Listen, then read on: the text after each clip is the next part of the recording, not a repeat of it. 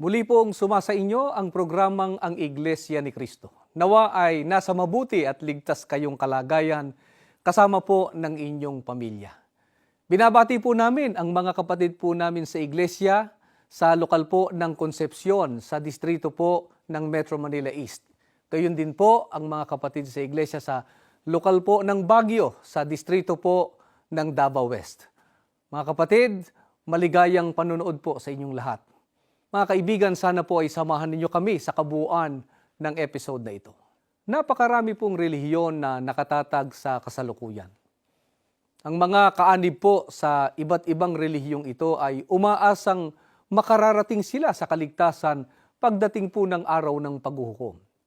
Subalit, dahil po ba sa ang isang tao ay may kinaanibang relihiyon ay nakatitiyak na siya ng kaligtasan? Sino po ba ang tinitiyak ng mga apostol na maliligtas sa parusa pagdating po ng araw ng paghuhukom? Pakinggan po natin ang pahayag ni Apostol Pablo na nakasulat po dito sa Roma sa 5:8 hanggang 9. Ngunit ipinadama ng Diyos ang kanyang pag-ibig sa atin nang mamatay si Kristo para sa atin noong tayo'y makasalanan pa.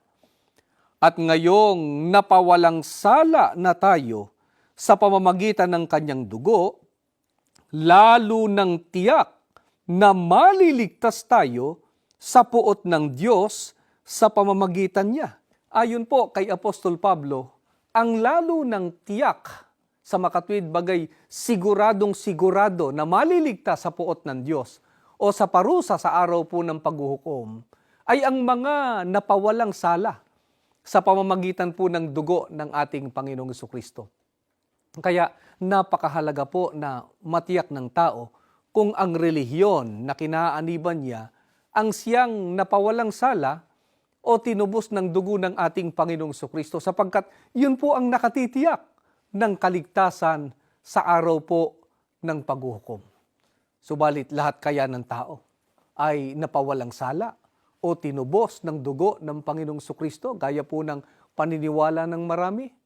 Pakinggan po natin ang pahayag ng Biblia dito po sa Gawa sa 20 at 28. Ingatan ninyo kung gayon ang inyong sarili at ang buong kawan. Narito'y hinirang kayo ng Espiritu Santo na mga katiwala upang pakanin ang Iglesia ni Cristo na binili niya ng kanyang dugo. Ayon po kay Apostol Pablo, ang mga binili o tinubos ng dugo ng ating Panginoong Jesucristo ay ang buong kawan. Pansinin po natin mga kaibigan, hindi po sinabing buong sangkatauhan, kundi buong kawan.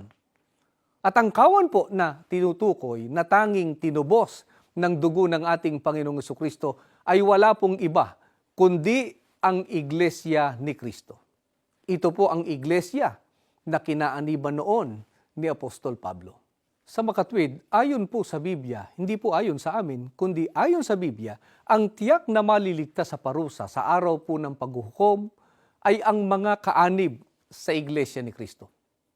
Ito po ang dahilan mga kaibigan, kaya kami po ay umanib sa Iglesia ni Cristo. Ayaw po naming magbaka sakali lamang. Ang nais po namin ay makatiyak sa pagtatamo ng kaligtasan. At alam po namin na ito rin ang hangad ninyo. Nais din po ninyong makatiyak ng pagtatamo ng kaligtasan. At ang pinatutunayan po ng Biblia na tiyak na maliligtas ay ang pinawalang sala sa pamamagitan po ng dugo ng Panginoong Jesucristo o ang mga kaanib sa Iglesia ni Cristo. Meron pong mga nagtatanong po sa amin ng ganito. Sukat bang ang tao ay umanib sa Iglesia ni Cristo ay nakatitiyak na siya ng kaligtasan? Nais po naming linawin sa inyo, mga mahal naming taga-subaybay, hindi po itinuro kailanman ng Iglesia ni Cristo na sukat na o sapat nang umanib ang tao sa Iglesia ni Cristo ay maliligtas na. Talaga pong kailangang umanib ang tao sa Iglesia ni Cristo para maligtas dahil sa ito po ang binili o tinubos ng dugo ng Panginoong Jesucristo. Subalit, hindi po sukat na naging kaanib lang ang tao sa Iglesia ni Cristo upang matamo ang gantimpalang mula sa Panginoon Diyos. Paano po ba matitiyak ng mga kaanib sa Iglesia ni Cristo na matatamo ang gantimpalang mula sa Diyos? Pakinggan po natin ang nakasulat dito po sa ikalawang Timoteo, sa 4:6 hanggang 8. Ang aking buhay ay papalapit na sa hangganan, at panahon na para ako ay ibuhos bilang hain sa Diyos. Nakipaglaban ako ng mabuting pakikipaglaban. Nakumpleto ko na ang takbuhin. Iningatan ko ang pananampalataya. Ang gantimpala na nagpapakitang ako ay may pagpapatibay ng Diyos ay naghihintay na sa akin. Ang Panginoon na makatarungang hukom ang magbibigay sa akin ng gantimpalang iyon sa araw na iyon.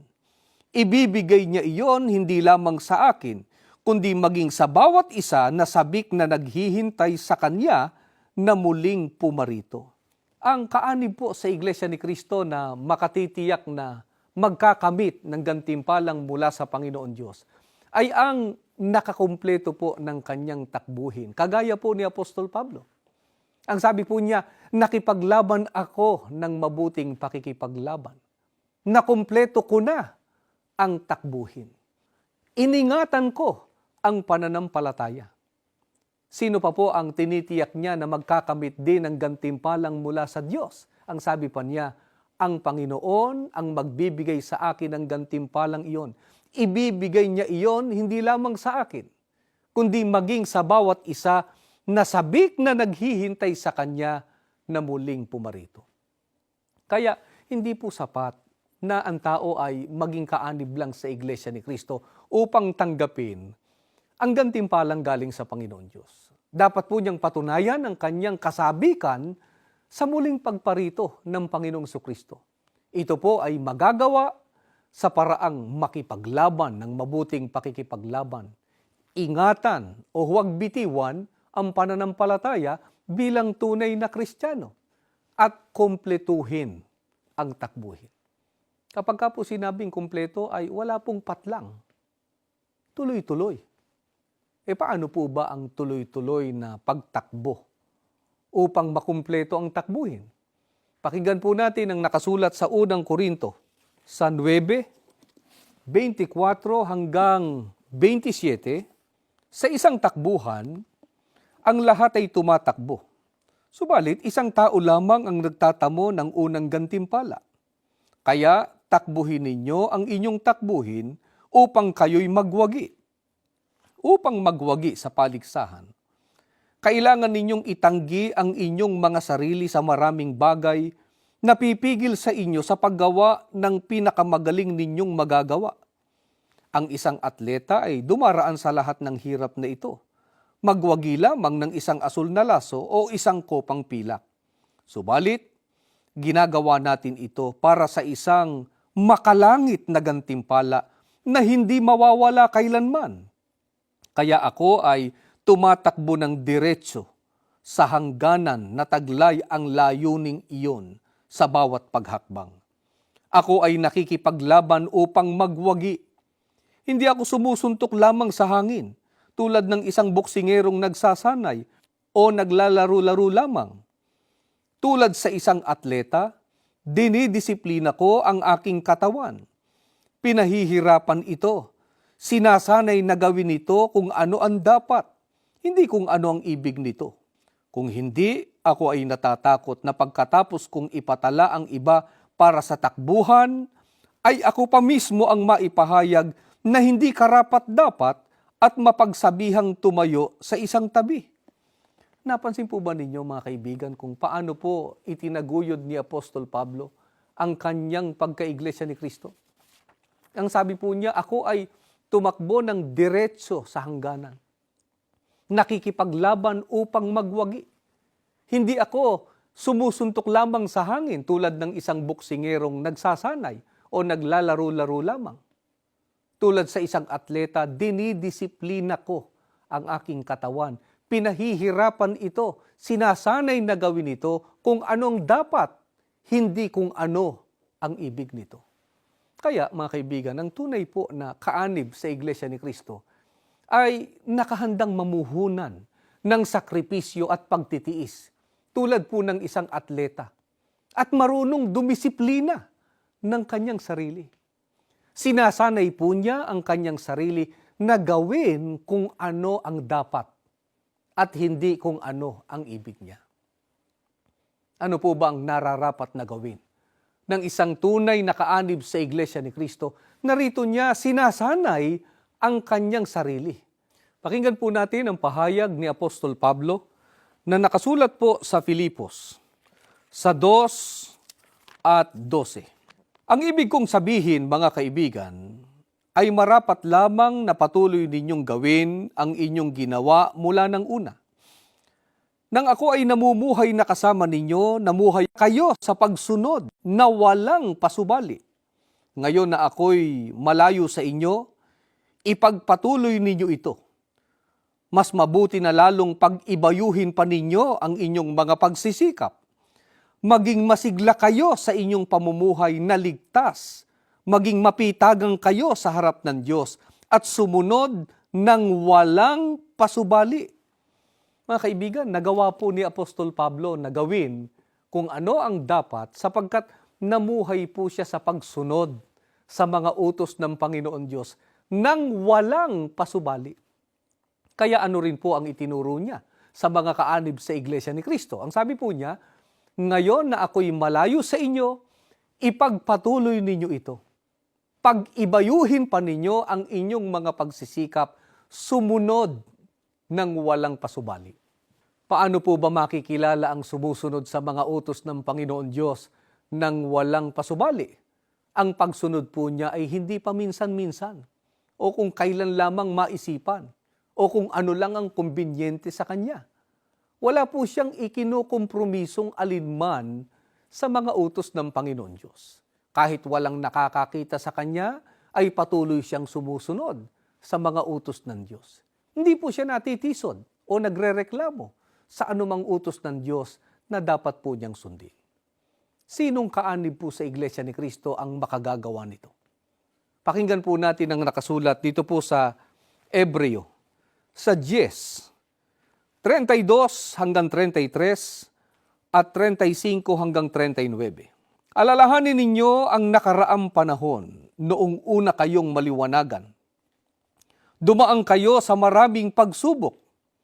May mga pagkakataong nilalait at pinag-uusig kayo sa harap ng madla.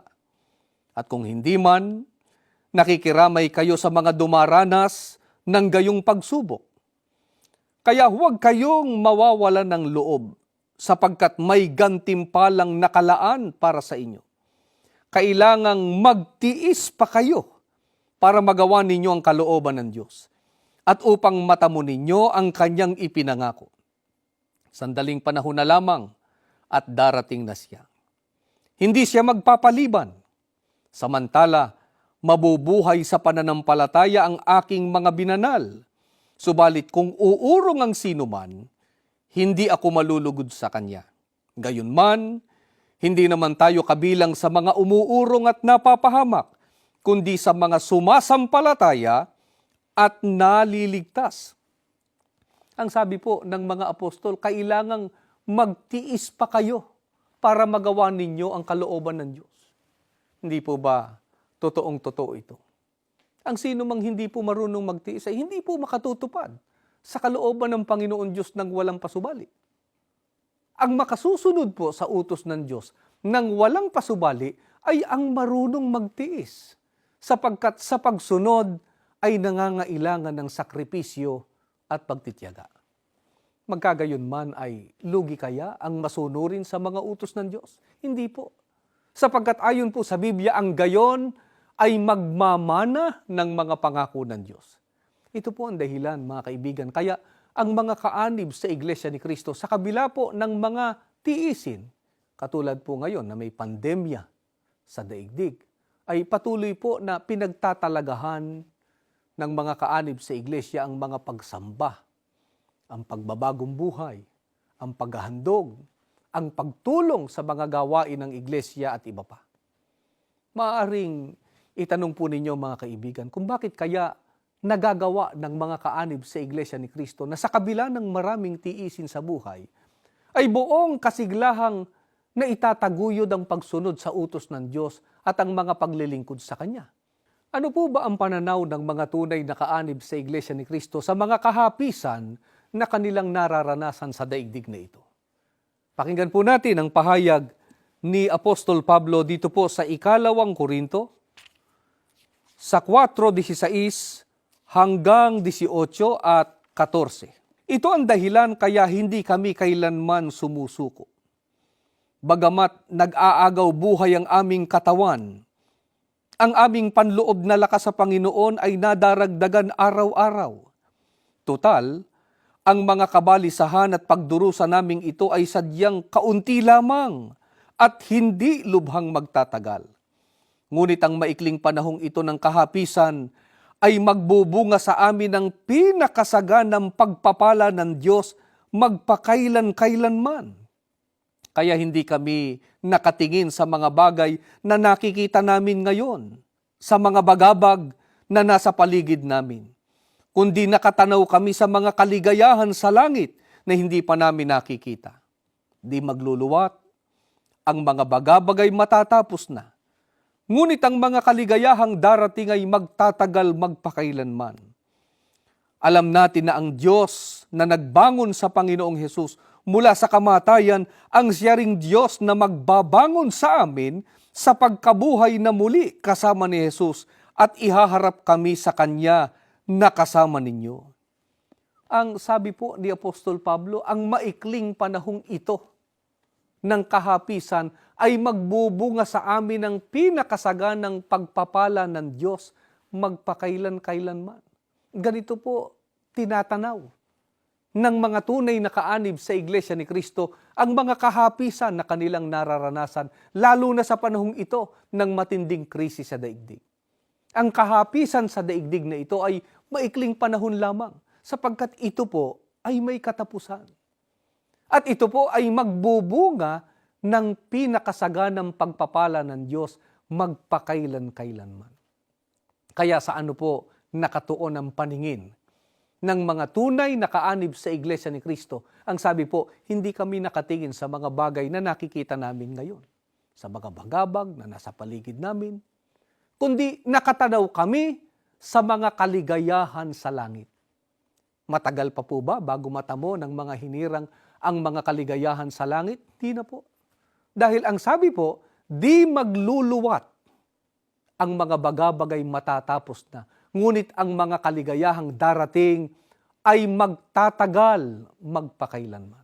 Kaya kahit gaano kabigat ang pagsubok na pinagdaraanan ng mga kaanib sa Iglesia ni Cristo, ay sumusuko ba sila at bumibitiw?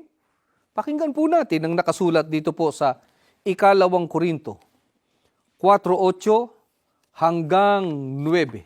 Ginigipit kami ng mga bagabag sa kabi-kabila. Ngunit hindi nalulupig at nasisiraan ng loob. Nalilito kami dahil hindi namin alam kung bakit nangyayari ang mga bagay na nangyayari. Ngunit hindi kami sumusuko at bumibitiw. Tinutugis kami, ngunit hindi kami kailanman pinababayaan ng Diyos. Naibubuwal kami, ngunit muli kaming bumabangon at nagpapatuloy. Napansin po ba ninyo kung paano manindigan ng mga tunay na kaanib sa Iglesia ni Cristo? Katulad po ni Apostol Pablo. Ang sabi po niya, ginigipit kami ng mga bagabag, ngunit hindi kami sumusuko at bumibitiw. Naibubuwal kami, ngunit muli kaming bumabangon at nagpapatuloy. Ngayon po na ang mundo ay dumaraan sa matinding krisis, bunga ng mabigat na karamdaman na ngayon ay malaganap na sa iba't ibang panig ng daigdig, ang paninindigang ito ang kailangan pong mataglay ng tao upang huwag siyang mawalan ng pag-asa. Subalit ito po ay magagawa lamang ng mga taong nakatitiyak sa gantimpala ng kaligtasan pagdating ng araw ng paghuhukom. Alalaong bagay ang mga kaanib po sa Iglesia ni Cristo. Sa halip na balungkot at makaramdam ng kawalan ng pag-asa, ay ano po ang ginagawa ng mga tunay na kaanib sa Iglesia ni Cristo? Pakinggan po natin ang pahayag ni Apostol Pablo dito po sa unang Timoteo, sa 4 at 7. Sa halip, disiplinahin mo ang iyong sarili ukol sa kabanalan. Ito po ang ginagawa ng mga tunay na kaanib sa Iglesia ni Cristo.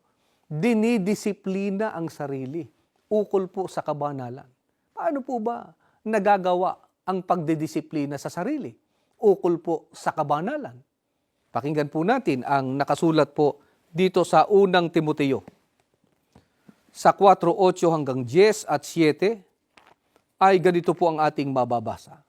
May mapapakinabang sa pagsasanay ng katawan. Ngunit higit ang pakinabang sa pagsasanay sa kabanalan, sapagkat may pangako. Hindi lamang sa buhay na ito, kundi maging sa buhay na darating. Totoo ang kasabihang ito at dapat paniwalaan. Dahil dito, tayo'y nagsisikap at nagpapagal sapagkat umaasa tayo sa Diyos, ang tagapagligtas ng lahat, lalo na ng mga sumasampalataya. Magsanay ka sa kabanalan. Ayon po kay Apostol Pablo, ang pagdidisiplina sa sarili ukol sa kabanalan ay siya ring pagsasanay ng sarili sa kabanalan. At ang gawang ikababanal po ay ang pagsunod sa mga utos ng Panginoon Diyos. Ganito po ang mga tunay na kaanib sa Iglesia ni Cristo. Sanay po sa paggawa ng kabanalan at hindi ng kasalanan. Kaligayahan po nila ang pagsunod sa mga utos ng Diyos na itinuturo ng pamamahala sa Iglesia. Ano po ang maaasahan ng gayong mga kaanib sa Iglesia ni Cristo? Ang gayon po ay makaaasa sa pangako ng Diyos. Hindi lamang po sa buhay na ito, kundi maging sa darating o magmamana po ng buhay na walang hanggan. Paano po kung nakararanas ng mga alalahanin at kabagabagan? Dapat po bang mag-alala o mabahala ang mga lingkod ng Panginoon Diyos? Pakinggan po natin ang nakasulat dito po sa Filipos. Sa 4:6 hanggang 7. Huwag kayong mag-alala, mabahala, mag-isip o mabalisa sa anumang bagay. Sa halip, ipanalangin ang lahat ng bagay. Sabihin sa Diyos ang inyong pangangailangan at huwag ninyong kalilimutang pasalamatan siya sa kanyang mga pagsagot o pagtugon. Kapag ginawa ninyo ito, inyong mararanasan ang kapayapaan ng Diyos na higit na kahanga-hanga sa anumang pangunawa o pag-iisip ng tao. Ang kanyang kapayapaan ang siyang mag-iingat sa inyong mga pag-iisip at sa inyong mga puso. Matahimik at matiwasay sa inyong pagtitiwala kay Kristo Jesus. Marami mang alalahanin at bagabag ang nararanasan po ng mga kaanib sa Iglesia ni Cristo. Subalit ang payo po ni Apostol Pablo ay huwag kayong mag-alala, mabahala o mabalisa sa anumang bagay. Sa halip ipanalangin ninyo ang lahat ng bagay. Sabihin ninyo sa Diyos ang inyong pangangailangan. Sa makatwid, mga kaibigan, tinuruan po ng mga apostol ang mga kaanib sa iglesia, hindi lamang ang maging matatag at matibay sa pagharap sa mga mabibigat na pagsubok ng buhay, kundi higit sa lahat ng pananalangin sa Panginoon Diyos. Kapag ginawa po ito ng mga kaanib sa Iglesia ni Cristo ay mararanasan nila ang kapayapaan ng Diyos. Ito po ang mag-iingat sa kanilang pag-iisip at puso. Ito po ang dahilan. Kaya ang tagapamahalang pangkalahatan ng Iglesia ni Cristo, ang kapatid na Eduardo V. Manalo, ay lagi pong nagtuturo at nagpapaalaala sa mga kaanib sa Iglesia ni Cristo na laging magsagawa ng pagpapanata o taimtim na pananalangin sa Panginoon Diyos. Hindi dapat tingnan ang bigat ng problema. Sa halip ay dapat na magtiwala sa Diyos sapagkat siya ang tutulong upang sila ay magtagumpay. Sana mga kaibigan ay sama-sama po nating tamasahin ang pagkalinga, pagpapala at pagtulong ng Diyos. At higit sa lahat ay makaasa tayo sa pagtatamo ng kaligtasan at buhay na walang hanggan pagdating ng araw ng paghukom, sa paraang magkasama-sama tayo sa loob ng Iglesia ni Cristo. Marami pong salamat sa ginawa ninyong pagsubaybay. Samahan po ninyo kami sa isang panalangin.